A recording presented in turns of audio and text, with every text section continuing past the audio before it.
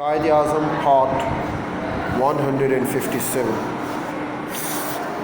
Well, the first roundtable conference sharply highlighted Quaid Azam's many dilemmas, and of all the many commentators, the Manchester Guardian most clearly and succinctly focused them. Mr. Jinnah's position at the roundtable conference was unique.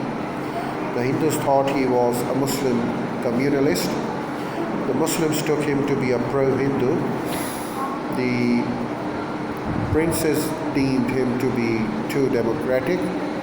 The British considered him to be a rabid extremist, with the result that he was everywhere, but nowhere none wanted him. Well, Justin likes the comment, in fact.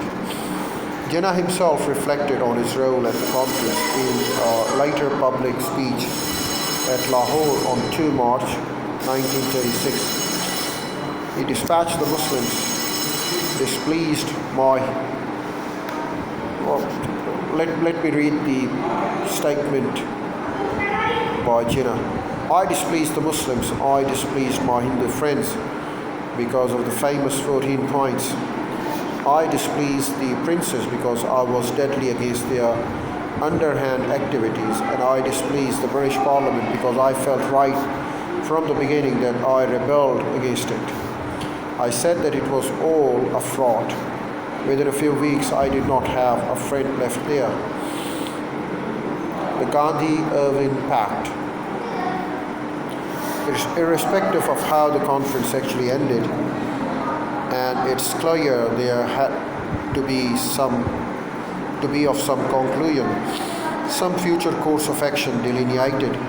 Prime Minister Ramsay MacDonald therefore announced that His Majesty's government was prepared to accept devolution of power at the centre if the legislature could be constituted on federal basis. This was a bargaining chip for the Indian Liberals to display, not really any answer to the communal problem, for unless the Congress was fully involved with the constitution-making process, along with Muslim League, what progress could there be?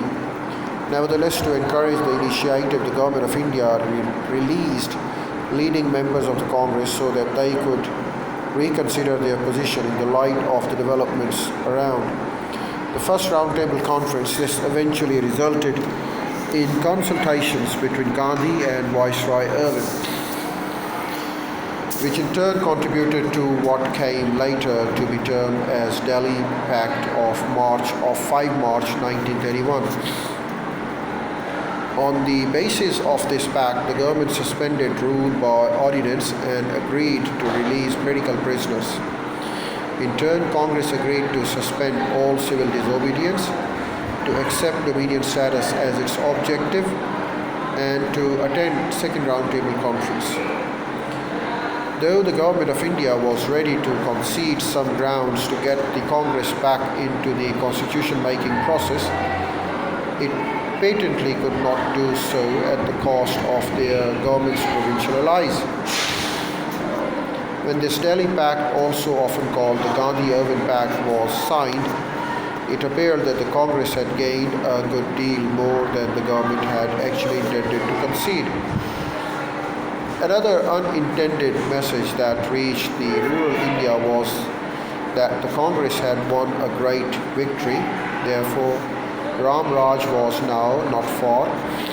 The civil disobedience movement having been suspended, the situation was now under control of the government.